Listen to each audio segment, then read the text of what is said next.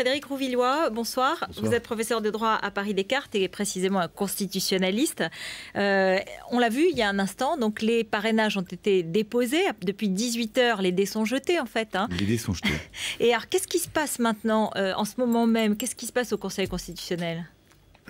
Il se passe qu'il peut y avoir encore éventuellement peut-être quelques parrainages qui vont arriver, notamment de l'outre-mer. Enfin, c'est encore possible, mais ce sera évidemment infinitésimal. Ce qui va se passer, c'est que dans les prochaines heures et dans les prochains jours, théoriquement, il a du temps pour cela, mais il le fera rapidement sans doute. Le Conseil constitutionnel, il va examiner si les parrainages, sont conformes effectivement à la loi, qui en prévoit la forme très précise, si vous voulez. Et donc, d'ici, en principe lundi, il devrait avoir effectivement une vision assez claire des parrainages qui sont validés et de ceux qui ne le sont pas. A priori, on ne devrait pas avoir de surprise majeure, parce que je pense que tous les candidats ont déposé un nombre de parrainages supérieur à 500. Oui, c'est pour ça que chacun explique. Alors hier, Eva Joly en avait 639, aujourd'hui plus de 1000 pour Jean-Luc Mélenchon. Oui. Enfin, je trouve qu'il y a plusieurs stratégies. Il y a une stratégie de prudence, effectivement. Par exemple, quelqu'un comme Dupont-Aignan ou Marine Le Pen, par exemple, veulent s'assurer qu'effectivement, ils ne seront pas en dessous des 500. Pour les autres, il y a un côté un petit peu esbrouf politique, naturellement. 5000 pour François Hollande, bon. Esbrouf politique. Et autre chose également qui est, à mon sens, plus inquiétant et plus discutable, c'est la volonté d'assécher un petit peu aussi la possibilité de parrainage.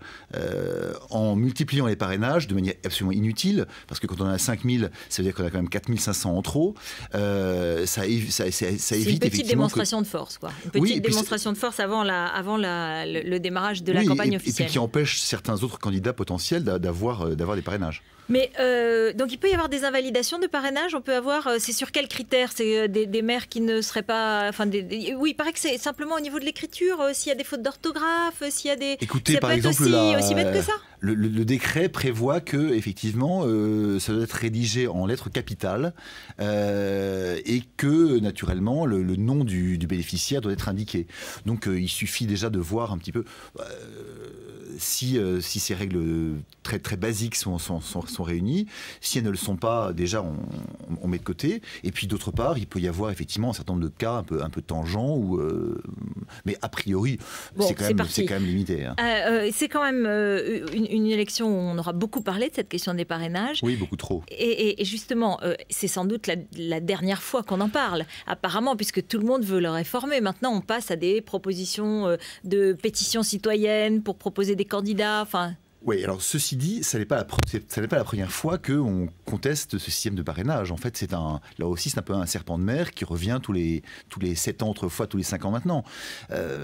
Mais effectivement, on est arrivé vraiment sans doute à l'épuisement du système et la quasi-unanimité effectivement de la classe politique se range derrière l'idée effectivement d'un parrainage citoyen qui serait de toute évidence plus démocratique, plus fiable, qui n'impliquerait pas toutes ces ça existe dans d'autres pays. Arrangements. Ça existe dans d'autres pays et d'autre part, oui, bien sûr, ça existe dans d'autres pays sous forme de pétitions, etc.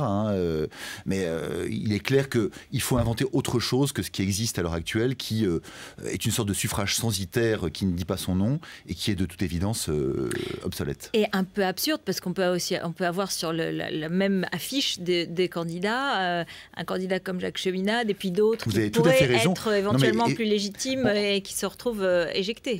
On a un filet qui est à la fois à trop large maille et à trop fine maille. Trop fine maille, c'est-à-dire qu'il y a certains candidats intéressants et importants, je pense à Dominique de Villepin, effectivement, qui auraient dû pouvoir se présenter, alors que d'autres, effectivement, qui sont des candidats microscopiques, voire quasiment fantaisistes, réussissent par un biais ou par un autre à avoir les 500 signatures.